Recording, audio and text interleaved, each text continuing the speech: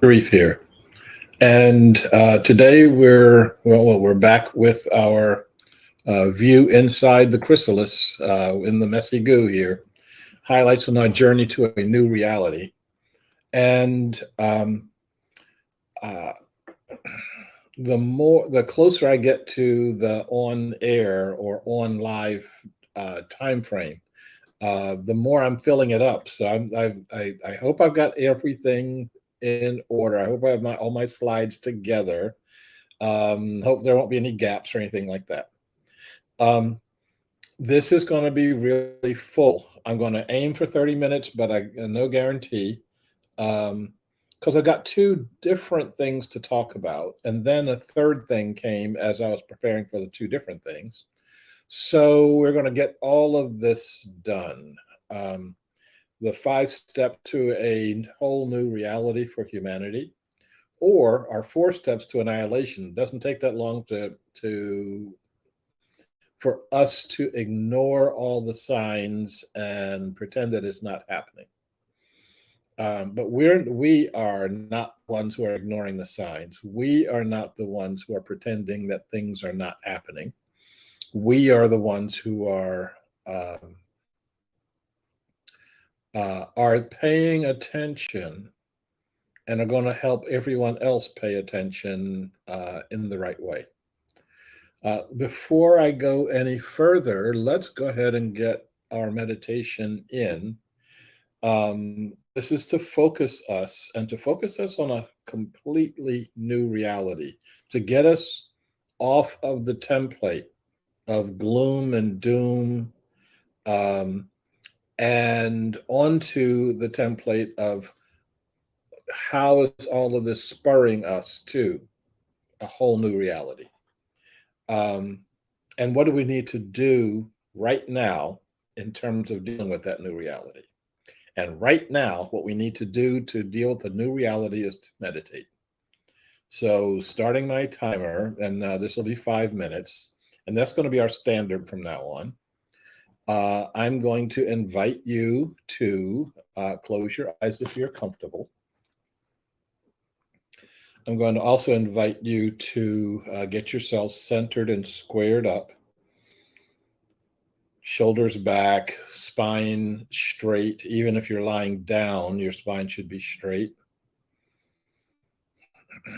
I'm going to invite you to take a couple of deep breaths and get yourself settled into your deepest self.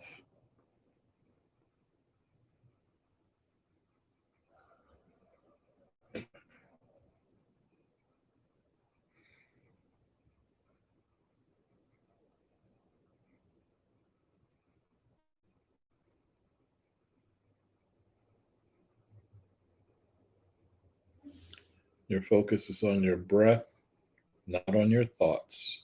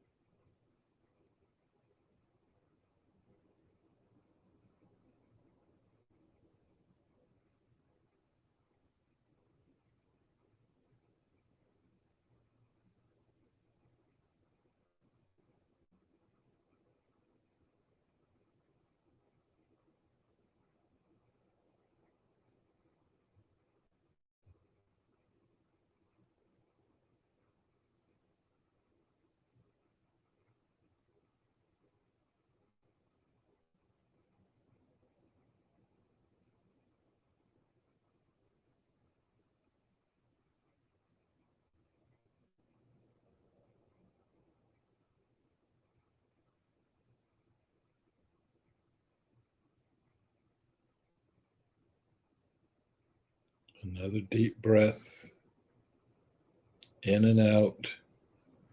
Let's get ready to come back to our center.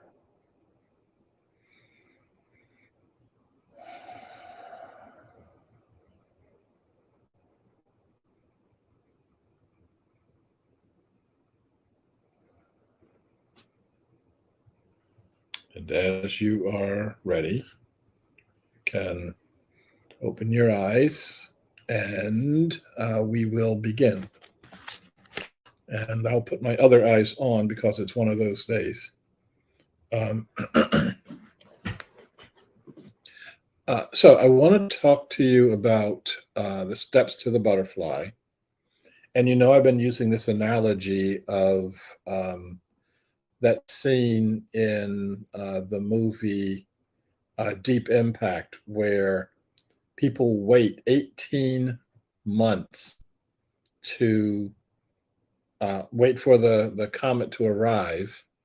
And then in the last 2 hours, they all start running around like chickens with their heads cut off and create this huge traffic jam, and everybody dies. Okay. And that's a metaphor for what we're going to do, because all the signs are in front of us right now, and we are paying attention to something else, to anything else. Um, but and as I was making my tea, and this is my tea. Hello, tea. As I was making my tea this morning, a different image came to me than the image of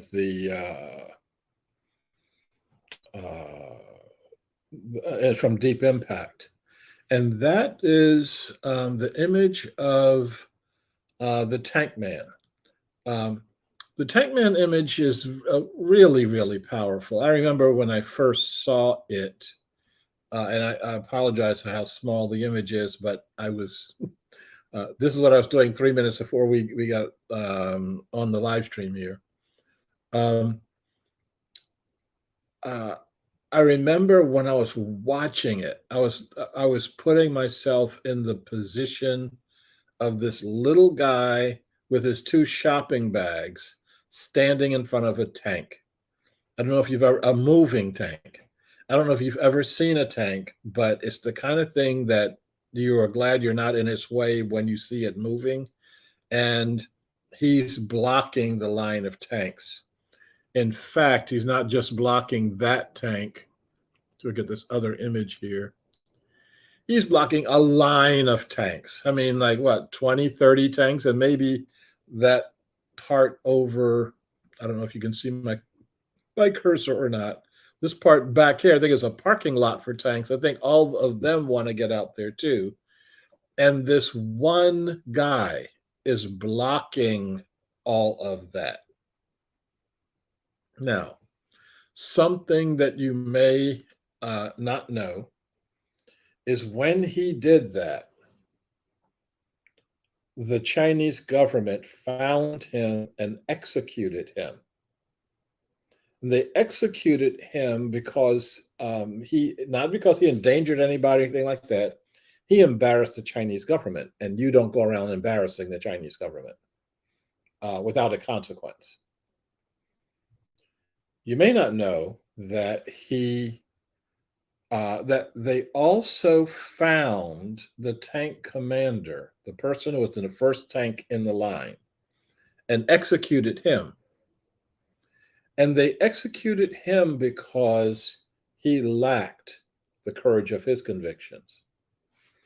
If the tank commander thought he was doing the right thing, all he what he was supposed to do is run that guy over and just keep going. He'd have gotten a medal. And so the reason I want to say this is because so many of us are afraid. We're afraid of doing the wrong thing. And sometimes, like the tank commander, we're afraid of doing the right thing. I think that what we have to do is know, is to have in your heart the conviction of the right thing to do. You've got to understand from the very beginning what is morally correct.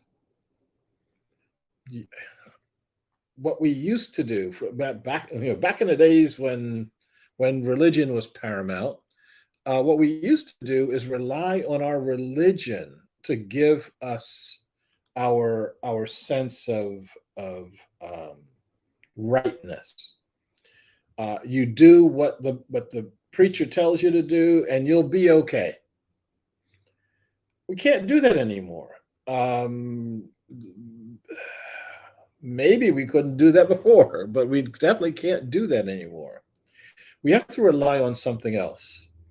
We've got to rely on what's in our hearts, and we've also got to rely on each other. We need each other to keep us on a straight path. Um,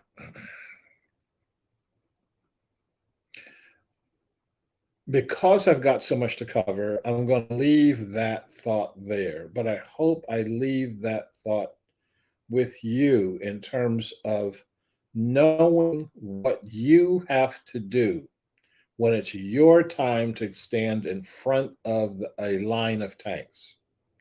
Or, as the woman I was telling you about, who the young African American man who was acting out with a knife in the middle of the street, calls him over and tells him to sit on the uh, at the bus stop with her and talk to her. Stop acting out. And because she had the courage of her conviction to actually talk to him and not freak out because he has a knife, he wasn't blown away by the cops when they arrive, sitting on a park bench on a bus stop talking. That was a tiny little action on her part, and that tiny little action saved the city of Portland endless grief because she knew that that was hers to do. But if you're not in the world, you have no idea what's yours to do. So my part of my job is to help us get ready for how to actually exist and how to live in the world. Okay, so let's go to my first of all, so my 4 steps that we're trying to avoid annihilation. But believe me, this is the default position. We're not going to be avoiding it unless we take action right now. Unless we take specific action right now. I'm sure that somebody's writing a book right now saying how to run around like a chicken with your head cut off. Or probably it'll be a million seller would be how to make $1 million in the upcoming global collapse. Everybody will buy that one. So our challenge is, how do we act like responsible, mature human beings together in order to avoid a collapse on any and all of us?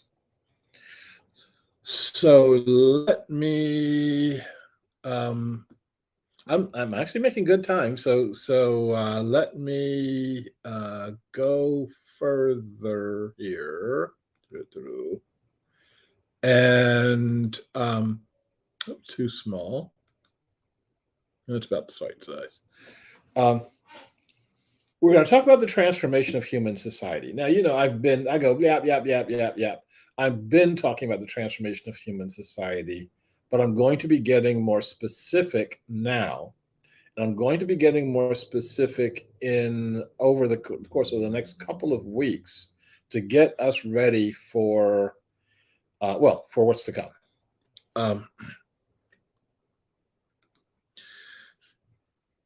Putting this in context, for those of you who have gotten my book, The Chronicles of the Upheavals, you know that I'm predicting that up to 4 billion people, half of humanity, will die over the next 20 years.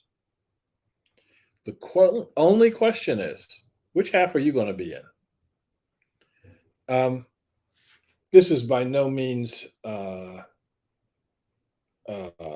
direct analogy, but um, when I was I gone to law school, graduated from law school, had been accepted as an attorney with legal services in the Charlotte, North Carolina area, and was going to be um, taking the bar exam for North Carolina.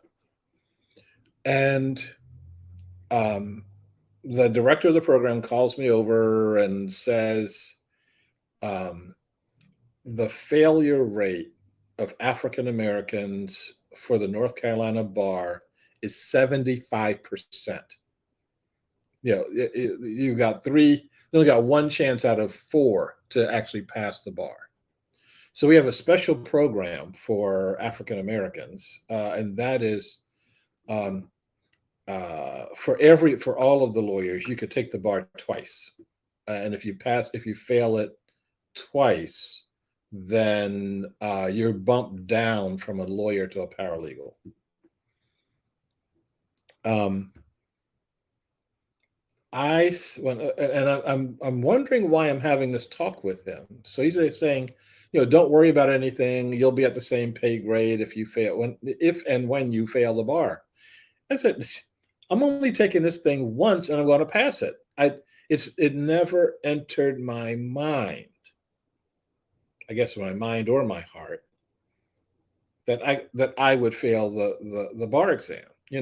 So when I'm in Raleigh taking the exam, I'm looking at the number of African Americans taking the exam and saying, I wonder which ones of these guys are going to fail, because I know I'm not one of them. Now, I say up to 4 billion human beings on the planet may die over the next 20 years. If you say it's not going to be me because you're in fantasy land, then that's too bad. It will be you. But if you're saying it's not going to be me because I'm going to be prepared, I'm going to actually have the consciousness that gets me out of this situation, then let's work on this together, and together we will get off of the volcano. Together we will get our act together. Okay. Um, so, and I, yeah, like I said, this is the rush job on the slides. Why is this coming out so small? I had a bigger. Wait a minute. I think I can do this differently. That doesn't help much. Um, so, what are the elements of the end of the world? Okay. I'm saying that there are four, and a kicker. Four is economic collapse. We are primed for economic collapse on a global level. There are countries on the planet right now that are failing right now. They're not going to fail next year. They're not going to fail 10 years from now. They're failing right now. And the consequences of that failure is going to land in our laps right now. Governance collapse. We have governing societies that are on the verge of collapse, including and especially the United States government. The only thing the United States government can do is investigate itself. Um, when one party is out of power, the ones that are out of power um, are running for cover, and the ones that are in power are investigating all of the sins of the ones out of the power. And then the power turns over, and then they start investigating each other.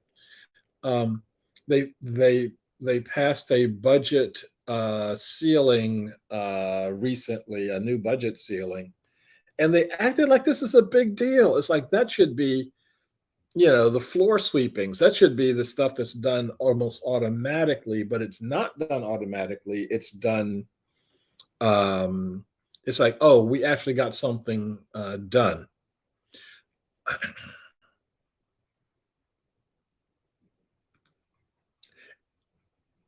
The third part is the cultural, religious, and spiritual collapse.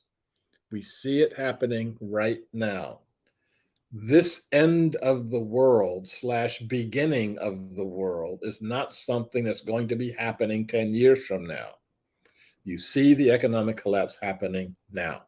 You see the governance collapse happening now. You see the cultural, religious, and spiritual collapse happening now. The fourth one is a psychic collapse, where we don't know what's true anymore in our world or in our society. We don't have a a handle on how the world works. I look at the number of people talking about the multiverse as though there are different versions of our reality, and all you have to do is pick one. Well, you know something, that's not too far off point. I'm not going to, we won't go any further down that road today, but we may go down there in the near future. So those are the four steps to our to the end of 4 billion human beings, and perhaps the end of the breaker world. But then there's a kicker on top of that. And the kicker is humanity explodes another nuclear bomb. That will make all of the other four that much worse. And we may not get away with half of humanity dying. We may have a lot more than half. Remember, that's not my prediction. James Lovelock said that we could lose all of humanity just on the environmental issues. Now, another nuclear bomb does not mean that the United States bombs Russia, Russia bombs the United States, China bombs, well, anybody and everybody. It could be there's an accident when Putin is trying to move nuclear weapons to Belarus, and one of them goes off. Who are you going to blame? Who are you going to? It's not going to be the kind of nuclear annihilation that we've been fearing since the time we actually created the bomb. It's going to be a Chernobyl-like event.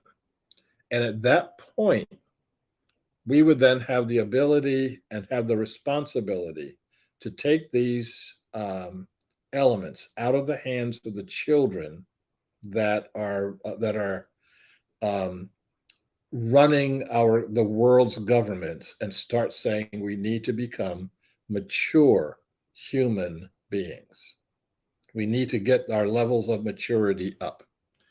Okay, I am done with the 4 steps down. Let's go to the 5 steps up. How do we create a new human society? How do we create a society that works for all living beings? What are the elements that we need to put in place? And I'm saying we're going to put these elements in place very quickly, so that next year, this time, there'll be groups of people all across the earth connecting with each other, talking with each other as to how do we birth this butterfly. And the first element of that is to set the intention to do it. The number of people who are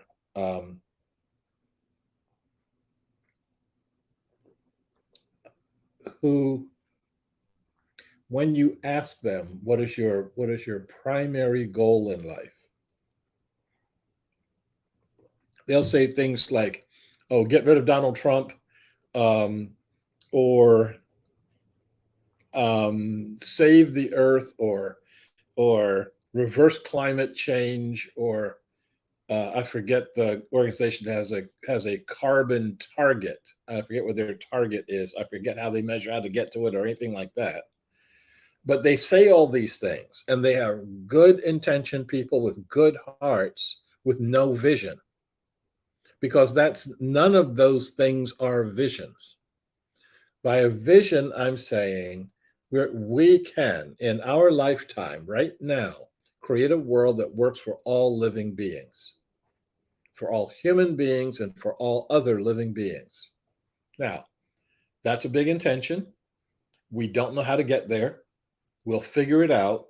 It's like saying I'm going to, like John Kennedy saying, we're going to land the man on the moon and bring him back. We don't know how to do it. But that doesn't stop us from doing it right now. Second is that we need to begin conducting experiments in how to create a world that works for all. What kind of experiments? I just listed them. If we're facing economic collapse, we need to start creating economic experiments on a massive scale. I've seen some of these experiments around the world. They work. Nobody talks about them because they work. I saw one in Venezuela where, I'm sorry, was this Venezuela? Yes, Venezuela. I saw one in Venezuela. 50,000 people are involved in this experiment. This is a producer-consumer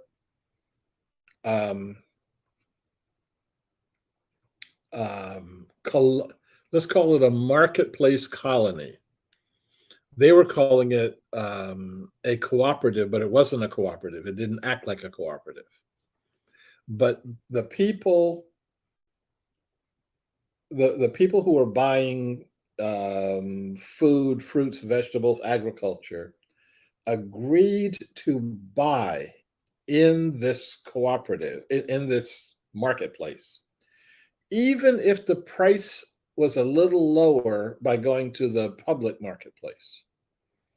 And the producers agreed to sell into this marketplace, even if the price that they could get would be a little bit higher if they went to the public marketplace. By agreeing with each other to be each other's customers and providers, they took the guesswork out of being of the work that they were doing, and everybody could participate in the work. And because everybody's participating in the work, the value of the commodities go up and the prices go down, and everybody's happy. I oversimplified that, and that because we're going to get done with this at some point in time today. I think I got another 10 minutes or so. So at the time I checked them out, this is like 15 years ago, they had 60,000 people. They had trucks, they had farms, they had lots and lots of participation. The government kept trying to give them money. You're so successful here, take this $1 million, you'll be more successful. And they were smart enough to say, this is a different system. We don't want your money. We don't want your what comes along with the money, which is the greed, the control, the fear, etc. So what kind of experiments? Economic experiments, governance experiments. How do we govern ourselves without a Congress, without going into this left-right nonsense, etc.? How do we have spiritual experiments with each other that are not tied to religion or not tied to religious exclusivity? My religion is better than yours, and we have to kill you to prove it. How do we do this so that we conduct experiments in how to uplift the human spirit and how to uplift the human spirit in cooperation with all other living beings? Now, all I just said is we should be doing a lot of work around just that as our second intention here. Third is we take these actions, intention setting actions, the conducting experiments actions, and expand them. So we have more and more economic activities, more and more spiritual activities, more and more um, governance activities, and we so that each of these groups acts like an imaginal cell. Each of these groups is looking at all of the other groups, saying, "Wow, I see what they're doing. They're doing some really good stuff. Let's copy them." Or, oh, this group over here, they tried to do such and such and it didn't work really well. Maybe we can do that and do it better, or maybe we should stay away from doing that. But we learn from each other. And the holonic consciousness, this one consciousness that all of us are swimming around in right now, that consciousness learns. All of us learn together. And then, how do we face the confrontations? We know that if we are successful and other people are not successful, they're going to come, they're going to get in our grill, and they're going to demand our stuff. They're going to demand the food. They're going to demand the governance. They're going to demand. And with the consciousness of lack, with the consciousness of fear, with the consciousness of greed, it's going to be a head-butting confrontation. And how do we get our head out of the way? This is going to, it's how do we learn how to grow ourselves? How do we learn how to grow our initiatives? How do we learn how to grow without fighting?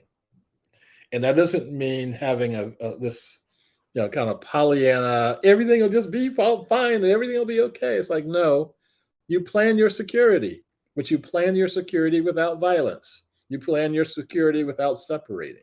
You plan your security without um, denying the humanity and denying the spirit of all others, including those who haven't awakened to another reality yet. Okay.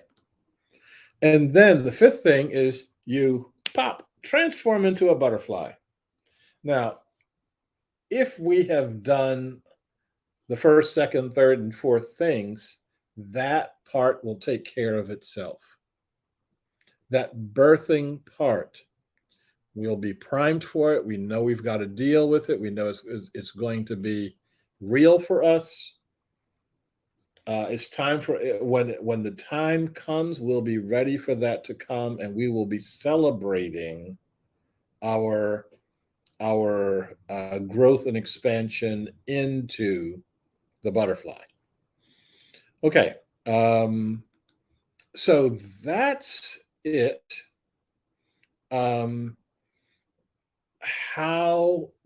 So when we get together on Friday, we're only going to be talking about the first. Let's see if I can get this back up again.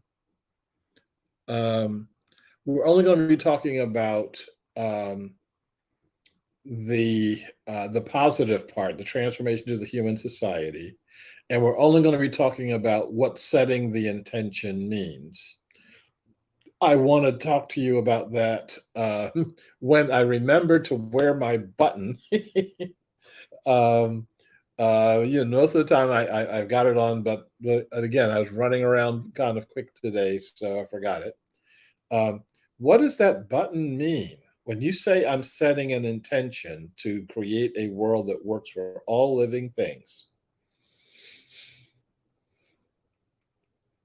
and you then walk out into the world and you've done nothing different, not one thing different, then how do you expect that to work?